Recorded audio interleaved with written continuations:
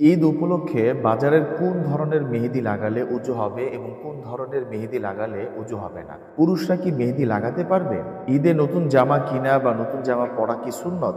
ঈদ উল ফিতরের দিন কি রোজা রাখা যাবে? নারীরা কোন ধরনের কাপড় পরিধান করে নামাজ পড়লে নামাজ আদায় হবে না? প্রিয় দর্শক, আসুন প্রথম বিষয়টি নিয়ে আলোচনা করি যে নারীরা কোন ধরনের মেহেদি লাগাতে পারবে এবং কোন ধরনের মেহেদি লাগানো তাদের জন্য নিষেধ। নারীরা মেহেদি ব্যবহার করবে, এটা নবীজি সাল্লাল্লাহু আলাইহি ওয়াসাল্লাম পছন্দ করতেন।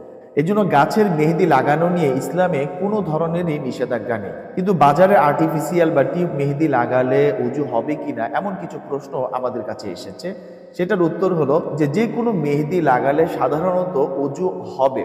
তবে মেহেদির ক্ষেত্রে কিছু সতর্কতা হলো যে এমন কোনো যদি মেহেদি থাকে, সেই মেহেদি হাতের মধ্যে লাগানোর পরে যদি কোনো আবরণ তৈরি করে যেটা পানি সরাসরি ত্বকের মধ্যে পৌঁছতে বাধা দেয়, তাহলে এই ধরনের মেহেদি লাগালে ওযু হবে না। মেহেদির সাথে যদি নেল পালিশ লাগায়, নেল পালিশ লাগানোর কারণে ত্বকের মধ্যে একটি আবরণ তৈরি হয়, যার কারণে অজুর পানিটা সরাসরি অঙ্গের মধ্যে পৌঁছায় না, তখন অজু করলে অজু হবে না। নেল পালিশের মতো যদি এরকম কোনো মেহেদি লাগানোর পর যদি আবরণ তৈরি হয়, হাতের মধ্যে একটু ঘষা মাজা করলে মনে হয় যে একটি আবরণ তৈরি হয়েছে, তাহলে সেই আবরণের কারণে ওই মেহেদি লাগানো নিষিদ্ধ হবে।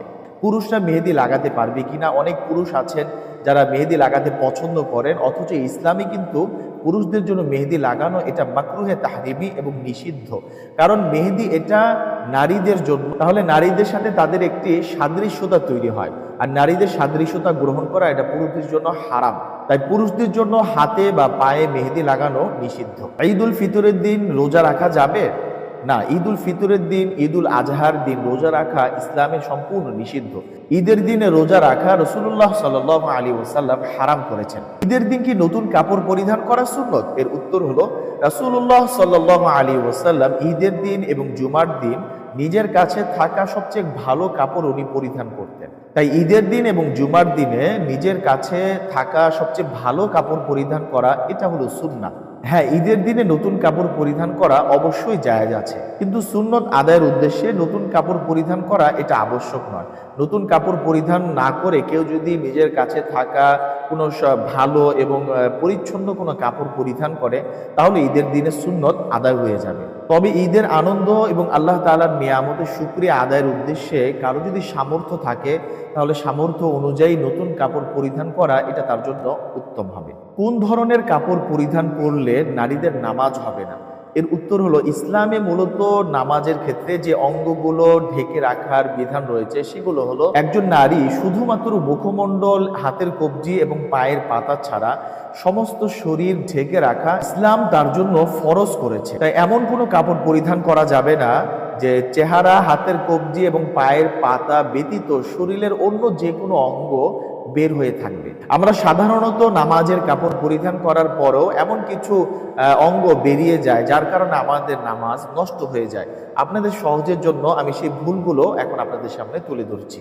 যদি কপালের কাছে কিছু চুল বেরিয়ে যায়, অথবা কান একটা বা দুটো বেরিয়ে যায়, অথবা কানের পাশে ঝুলফির চুল বেরিয়ে যায়, পেছনের চুল বেরিয়ে গেল, অল্প হোক বা বেশি হোক, থুতনির নিচে গলার কাছে কোনো অংশ যদি বেরিয়ে যায়, অথবা হাতের কাছে কিছু অংশ বেরিয়ে যায়, প্যাড বা পিঠের কিছু অংশ বেরিয়ে যায়, এই সকল অবস্থায় ওই নারীর কিন্তু নামাজ হবে না, তার নামাজটা ভেঙে যাবে। আমাদের অনেক নারীদের একটা কমন পোশাক হলো শাড়ি। এই শাড়ি পরিধান করেই অনেকে নামাজ পড়েন। এই ক্ষেত্রে বড় একটি সতর্কতার বিষয় হলো, শাড়ি পরিধান করলে সাধারণত সতরের অনেক অংশই কিন্তু বেরিয়ে যায়, প্যাড বা পিঠের অংশ অথবা ঘাড় ইত্যাদির অংশগুলো বেরিয়ে যায়। এই জন্য নারীদের জন্য শাড়ি পরিধান করে নামাজ পড়া এটা অনেকেই নিষেধ করেছেন।